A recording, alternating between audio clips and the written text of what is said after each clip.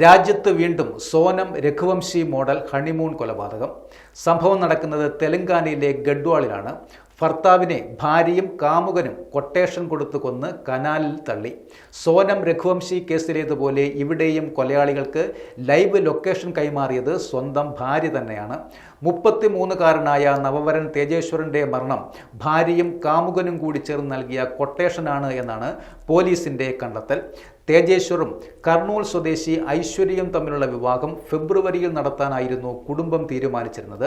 കല്യാണ തലേന്ന് ഐശ്വര്യ വീട് വിട്ടിറങ്ങിയതോടെ കല്യാണം മുടങ്ങുകയായിരുന്നു. എന്നാൽ ദിവസങ്ങൾക്കു ശേഷം ഐശ്വര്യ വീട്ടിൽ മടങ്ങിയെത്തി.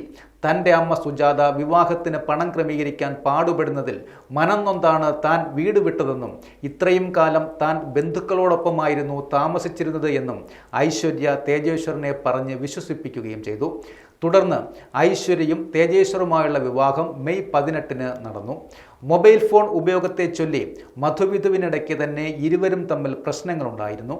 ഇതിനു പിന്നാലെ കഴിഞ്ഞ ചൊവ്വാഴ്ച കാറുമായി പുറത്തുപോയ തേജേശ്വറിനെ കാണാതാവുകയായിരുന്നു. തേജേശ്വറിന്റെ സഹോദരൻ തേജോർദ്ധന്റെ പരാതിയിൽ ഗഡ്വാൾ ടൗൺ പോലീസ് ഇയാളെ കാണാതായതായി കേസും രജിസ്റ്റർ ചെയ്തു. കുടുംബത്തിന്റെ പരാതിയിൽ CCTV ദൃശ്യങ്ങൾ കേന്ദ്രീകരിച്ചു നടന്ന തിരച്ചിലിൽ കഴിഞ്ഞ ശനിയാഴ്ച തൊട്ടടുത്തുള്ള ജില്ലയായ നന്ദ്യാലിലെ ജലസേചന കനാലിൽ നിന്നും തേജേശ്വറിന്റെ മൃതദേഹം കണ്ടെത്തുകയായിരുന്നു.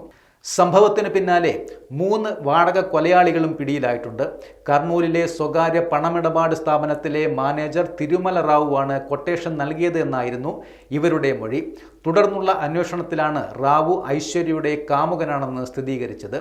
ഐശ്വര്യയെ കസ്റ്റഡിയിലെടുത്ത് നടത്തിയ പരിശോധനയിൽ ഭർത്താവിൻ്റെ ലൈവ് ലൊക്കേഷൻ വാടക കൊലയാളികൾക്ക് നൽകിയതായും കണ്ടെത്തിയിട്ടുണ്ട്.